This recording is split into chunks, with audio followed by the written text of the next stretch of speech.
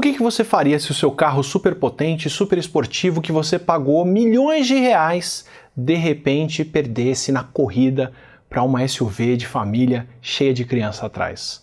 Você ia levar numa boa e falar, ok? Ou você ia falar, nem foi para isso que eu comprei esse carro, não é para isso que ele serve, o que ele tem de melhor é outra coisa.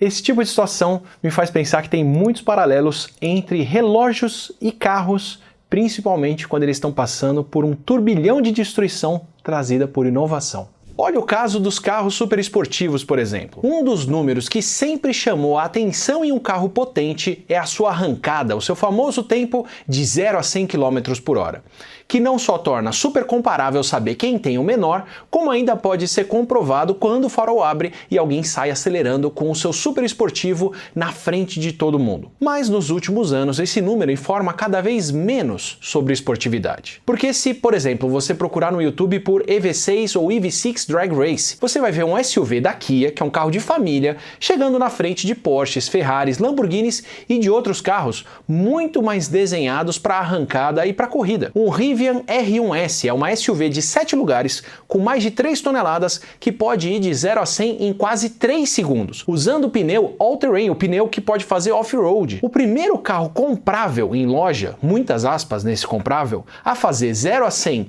em menos de 3 segundos foi o Bugatti Veyron, que é um monstro com um motor 8.0 de 16 cilindros e 4 turbos que custava mais de $1,5 milhão em 2005, por isso tantas aspas, e acelerava dessa forma na força bruta. Hoje, custando muito menos, um Rivian não passa vergonha acelerando ao lado dele, mas pode virar para o lado, sair da pista e pegar o caminho velho da estrada real em ritmo de quem não queria pagar imposto para a coroa. Mas antes de seguir com a aceleração e com a ostentação, um pouquinho de privacidade. Esse vídeo aqui tem o apoio da Surfshark, que é a VPN que eu uso quando eu quero manter a minha navegação e os meus dados privados, como quando eu uso o Wi-Fi em viagem. A Surfshark já foi auditada e tem aplicativos e configurações para a maioria dos sistemas, e você pode usar tablet, computador, celular e mais ao mesmo tempo e ainda compartilhar sua conta com outras pessoas. E falando em velocidade, você vai ver como ela não engasga a sua navegação e ainda ajuda a carregar mais rápido o que você quer assistir se a sua operadora de internet fizer corpo mole com serviços de streaming, o Traffic Shaping, onde reduzem a velocidade de sites específicos que consomem muita banda. Se quiser testar sem prejuízo, com o link surfshark.com/Atila ou escaneando o QR Code aqui da tela, você tem 4 meses grátis de assinatura e 30 dias com devolução do seu dinheiro. E se você quiser mais segurança, a Surfshark tem mais serviços no pacote Surfshark One, como o Alternative ID, que gera um perfil com dados para você preencher aqueles sites que exigem e-mail, nome, idade e endereço sem precisar. Assim você pode receber as mensagens de confirmação no seu e-mail real, sem revelar o seu endereço, e se aquele serviço vender ou vazar os seus dados, a sua informação real continua protegida. Voltando aos carros, o que você acha que as duas SUVs rápidas têm em comum que faz elas serem capazes de ir de 0 a 100 abaixo de 4 segundos, mesmo não sendo carros especializados? Elas são carros elétricos, com motores muito mais precisos e muito mais ágeis do que os motores a combustão. O que quer dizer que elas conseguem entregar a tração fina em cada roda com precisão suficiente para acelerar sem cantar pneu, mesmo em baixa rotação, enquanto um carro de combustão interna precisaria de um motor absurdamente potente para fazer o mesmo com todo o desperdício que vem junto. E o estrago que essa aceleração faz na autoestima dos donos de superesportivos pode fazer com carros a combustão o mesmo que os relógios de quartzo fizeram com relógios suíços, que é uma história super legal de conhecer pelos paralelos que dá para fazer. Medir o tempo de forma precisa sempre foi um desafio importante. E conforme a gente foi resolvendo isso, transporte, localização, transações financeiras, comunicação e muitas outras tecnologias modernas se tornaram viáveis como a gente conhece hoje. Como eu já falei lá no vídeo sobre o Império Inglês, quem tinha um relógio mecânico, daqueles de bolso ou de pulso, de dar corda, tinha uma noção de tempo bem mais precisa do que quem contava com o galo ou com a sombra, mas o seu relógio adiantava ou atrasava alguns minutos por dia. E não é só uma questão de ter que dar corda no relógio. O mecanismo de um relógio mecânico tem o atrito entre as peças, tem a vibração dos movimentos, tem variações de dilatação com a temperatura, gravidade e vários outros fatores que atrapalham. Para ficar com a hora em dia, ou melhor, em sincronia, você precisaria conferir a sua hora todo dia com um relógio mais preciso, como o grande relógio da igreja ou o anúncio da rádio, e aí sim acertar o seu. Os relógios de pulso mais precisos, como os relógios suíços, eram feitos com peças extremamente bem trabalhadas e detalhadas, verdadeiros feitos tecnológicos, como o turbilhão, que é um mecanismo de estabilização do movimento do relógio que é tão elaborado que precisava ser feito à mão e dava tanto trabalho que entre a sua invenção pelo francês Abraham-Louis Breguet por volta de 1800 e os 150 anos seguintes, nem 1000 relógios com turbilhão foram produzidos. Exclusivíssimos. Não que todo mundo precisasse desse tanto de precisão e tão cara. Se você quisesse gastar menos, mas ainda se gabar do seu relógio mecânico, pode falar que ele é um cronômetro certificado, que é um relógio de alta precisão que foi manualmente medido e validado pelo controle oficial de cronômetro suíço, que testa o mecanismo do relógio por vários dias em várias temperaturas para garantir que ele, no máximo, atrasa 4 segundos ou adianta 6 segundos por dia, o que tem um custo de alguns milhares de reais pelo menos, e garante o nome oficial de cronômetro e dá uma garantia de que o seu relógio foi feito com cuidado e com o zelo que garantem uma grande precisão, e que se ele for mantido e revisado com regularidade, deve marcar bem as horas para o resto da sua vida. Por outro lado, você sabe qual que é a precisão de um relógio Casio de quartzo de R$160? Mais ou menos 20 segundos, só que por mês, o que dá menos de 1 segundo de diferença por dia. Ou seja, com componentes eletrônicos, digitais ao invés de físicos, um relógio de quartzo muito mais barato pode ser muito mais preciso do que um cronômetro mecânico certificado. E olha que tem relógios de quartzo que são bem mais baratos do que isso, ou muito mais precisos do que isso. Alguns podem manter uma sincronia de alguns segundos por ano ou mais. E completando aí uns R$500 de gasto, o que não é barato, mas ainda é uma fração do preço de um cronômetro suíço certificado, ainda dá para pegar uma linha com mais precisão, resistência a choques, profundidades de mais de 200 metros de água, cronógrafo com muito mais precisão do que um relógio mecânico pode ter, alarme, luz de fundo, calendário, entre outras funções. Eu juro que isso aqui não é uma propaganda. Eu só quero deixar muito claro que se o ponto era ter um bom relógio, um relógio que cumpre funções de relógio, um relógio funcional e a um preço muito mais baixo, a tecnologia do quartzo arrasou os relógios mecânicos. E a história da revolução que foi o desenvolvimento desse tipo de relógio e a crise que isso causou na Suíça fala muito sobre o que pode vir pela frente com os carros mecânicos, com a chegada dos carros elétricos. Em 1970, a Suíça tinha mais de 1.600 fabricantes de relógios, que empregavam quase 90 mil pessoas. Já o Japão tinha 5 grandes fabricantes de relógio, com 35 mil empregados. De onde você acha que viria uma nova inovação disruptiva? 1.600 fabricantes pode parecer uma variedade muito maior de marcas para testar e desenvolver uma nova tecnologia. Mas isso quer dizer que, na média, cada empresa dessas tinha 55 funcionários, ou seja, o grosso das empresas suíças eram pequenas. Enquanto o Japão vivia a revolução dos chips e dos eletrônicos, que eu já expliquei no vídeo sobre a guerra dos chips moderna, com fábricas e orçamentos de pesquisa bem grandes e pouco a perder destruindo um tipo de tecnologia pelo qual o país não era o mais reconhecido. Eles tentavam, desde o final do século anterior, alcançar a indústria suíça, aumentando a produção e refinando a qualidade dos seus relógios. Daí, a maior fabricante de relógios japonesa, a Hattori, que depois assumiu o nome da sua marca de relógios, a Seiko, investir tanto e apostar no desenvolvimento de relógios de quartzo, pequenos e portáteis o suficiente para se tornarem ótimos relógios de pulso a partir de 1969. Antes disso, os primeiros relógios de quartzo eram equipamentos enormes, usados justamente por serem mais precisos e servirem como relógios de referência, até para relógios mecânicos. Só que a miniaturização de circuitos e os chips tornaram possível fazer relógios de pulso que logo nos primeiros modelos já eram capazes de uma sincronia de 5 segundos por mês usando quartzo. E a tendência dos relógios ficarem cada vez mais eletrônicos, com mais circuitos, não só refinou essa precisão, como também permitiu novas funções, como agenda, calculadora e até relógio com TV em 1983. Aí, como David Landis propõe no seu livro Revolution in Time, o quartzo mudou tanto a tecnologia de medida de tempo que resultou em uma criação que ainda parece um relógio, mas que na realidade é um outro produto. E os suíços, por mais que pudessem reagir e por mais que tenham desenvolvido relógios de quartzo, simplesmente não tinham como responder à altura. Foi difícil para uma indústria tão grande e tão diversa como a Suíça se organizar e formar centros de pesquisa onde várias empresas investem juntas para a criação e para o refinamento de novas tecnologias. E foi mais difícil ainda para as marcas adotarem as soluções nos seus relógios tradicionais. Isso dependia de mudanças profundas de maquinário, profissionais, estratégia de marketing e muito mais. As relojoarias suíças podiam até lançar protótipos com grandes visões de futuro, como a Longines, uma das maiores fabricantes suíças que desenvolveu alguns dos primeiros mecanismos de quartzo.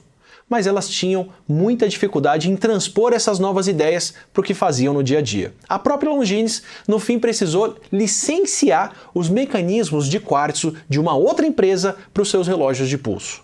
O que não me parece muito diferente de ver fabricantes de carro tradicionais lançando modelos conceito, mas dependendo de parcerias para poder lançar novos carros elétricos no mercado, como a alemã BMW e a chinesa GWM, ou o Quid-E-Tech, que é feito em parceria entre a Renault-Nissan e a chinesa Dongfeng, ou a Fiat comprando participação na chinesa Leapmotor para produzir o seu elétrico T03 no lugar do Cinquecento elétrico, que não foi tão bem de vendas, ou a Toyota produzindo um sedã elétrico com baterias e motor da BYD, ou a GM produzindo Buick elétricos em parceria com a SAIC chinesa.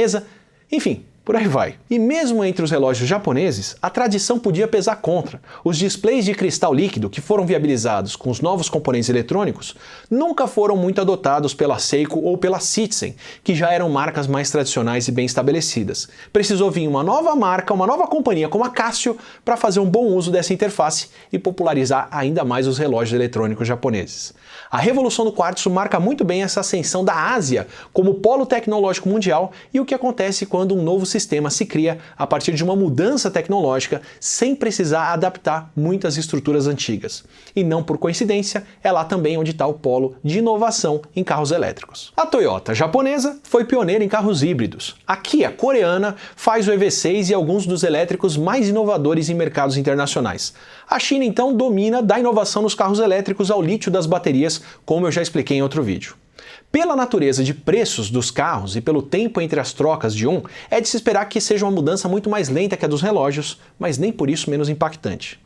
A Seiko não só inaugurou o relógio de quartzo para o consumidor final, como transformou o relógio em um produto industrializado de qualidade, onde a padronização de componentes feitos em escala, em fábricas, é o que dava a confiabilidade ao mesmo tempo em que isso tornava o preço final do produto muito mais barato. Ao contrário do controle artesanal de qualidade de um relógio mecânico.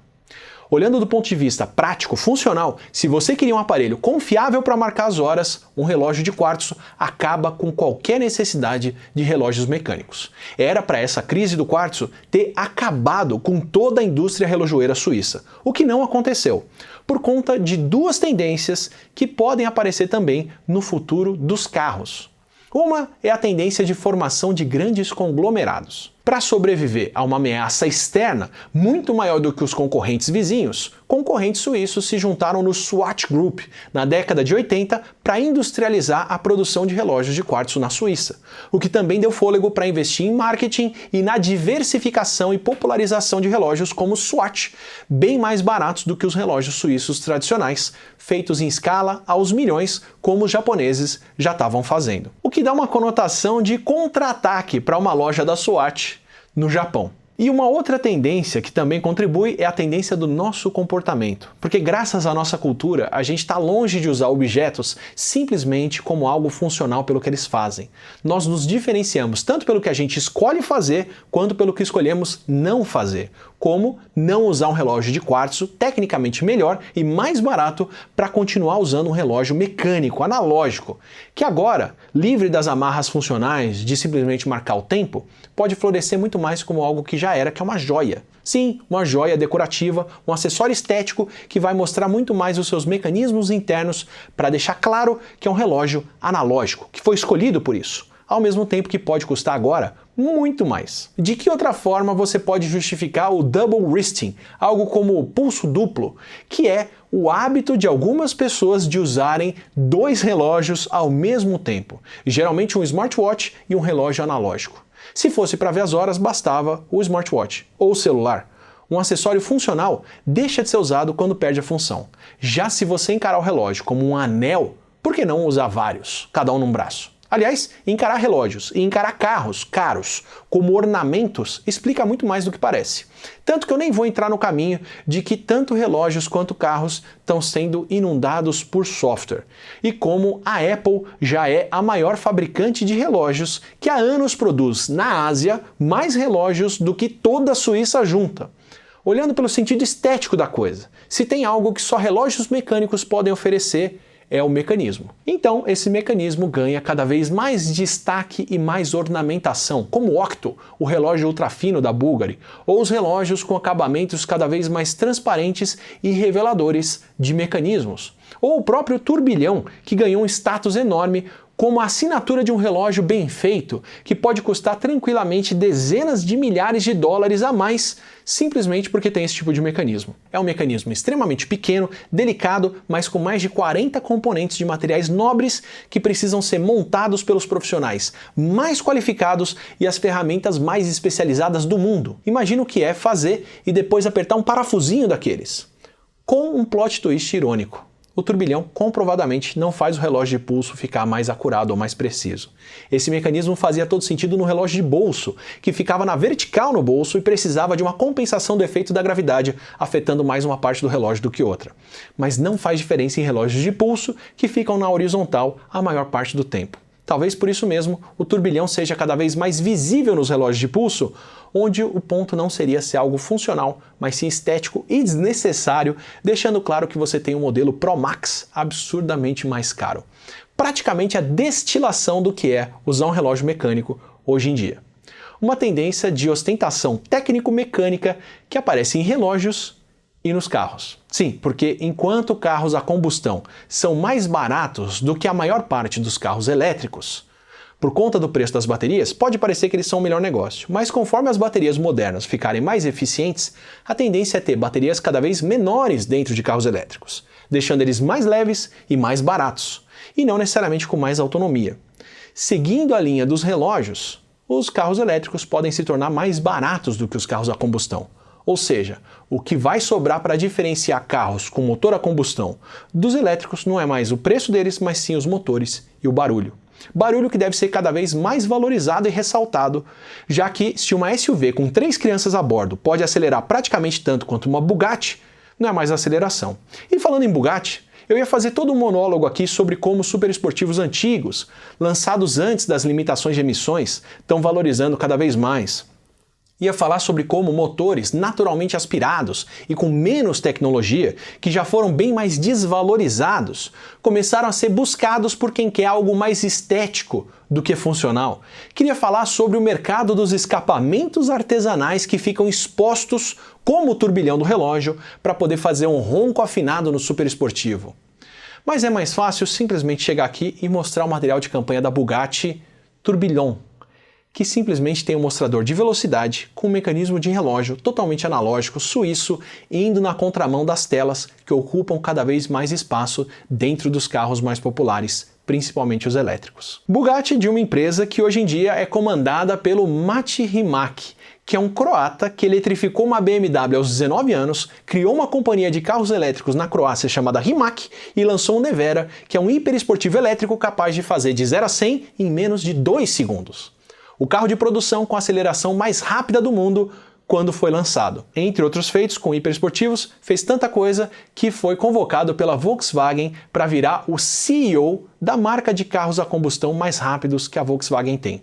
Um criador de carros elétricos disruptivos que agora comanda uma marca francesa de carros de luxo que foi comprada por um conglomerado de carros a combustão alemães, que para manter o status de luxo da Bugatti, fez o carro o mais analógico e mecânico possível. É mais ou menos como a Cário hoje em dia. Para quem nunca teve acesso ao açúcar, os dentes podres da realeza europeia do século 17, 18 e 19 eram um sinal de status, de quem podia gastar tanto com doces caros que perdia os dentes. Hoje a coisa já deu a volta e doces se popularizaram tanto que são um sinal de baixo status, de quem não pode pagar por saúde bucal nem faz higiene regular. Aliás, eu acho que a mesma coisa já aconteceu com os aparelhos ortodônticos. Há anos eu tinha essa analogia para fazer na minha cabeça, comparando carros mecânicos de luxo, que estão indo pelo mesmo caminho que os relógios de luxo, de jogar tecnologias fora e ficar mais mecânicos, para falar sobre como um carro barulhento, que já foi sinal de quem tinha um carro barato, agora está mudando. Ou como as telas dentro do carro datam demais quando ele foi feito e conforme elas ficam mais baratas, deixam de ser um símbolo de status e passam a ser evitadas nos carros mais caros. Mas os fabricantes do primeiro carro a chegar de 0 a 100 em menos de 3 segundos, mudarem de abordagem e partirem para nosso carro é analógico e tem um mecanismo suíço para acabar com a distração das telas, é na cara demais. Os carros podem ter ficado mais caros por falta de chips, por gargalo de produção, complexificação e o que mais for, mas eu dou como certo que os carros mecânicos com ronco de motor que ostentam o oposto dos carros modernos elétricos só vão encarecer ainda mais, do mesmo jeito que relógios mecânicos colecionáveis encarecem. A Bugatti ainda chamou o carro mais recente de tourbillon, que é um mecanismo ornamental que grita desnecessário, mais caro para fazer e exclusivíssimo. Aí é materializar tanto essa comparação que eu queria fazer que a coisa ficou escrachada. Se você quiser outros vídeos como esse e outras conversas sobre ciência, tecnologia, as mudanças que isso traz, aproveita, se inscreve aqui no canal, assim você recebe os próximos vídeos e o nosso podcast, que é o Não Ficção.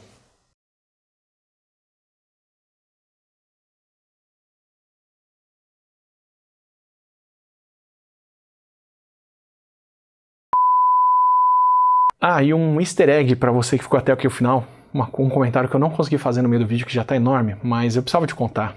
Você tem noção do que já está acontecendo com o turbilhão do relógio?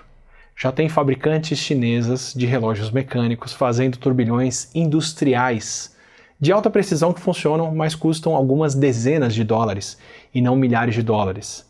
E aí, claro, já tem fabricantes incorporando o turbilhão no seu relógio e subindo o preço do relógio de milhares de dólares para dezenas ou centenas de milhares de dólares. E já tem fabricantes suíças de relógios que incorporam só o turbilhão dentro do que tem de peça suficiente para não contar, não perder o status de um relógio suíço autêntico, mas que agora tem um turbilhão que custou um pouco só para fazer. E aí você tem outra crise do quartzo de produtos que agora estão ficando massificados, popularizados, porque você tem uma versão mais barata e tão funcional quanto de algo que era muito caro invadindo o mercado. E aí já tem, claro, marcas que se distinguem por não usar esses componentes, como a Rolex, que nunca colocou um turbilhão no seu relógio, e a coisa entra de novo nesse ciclo que não tem fim.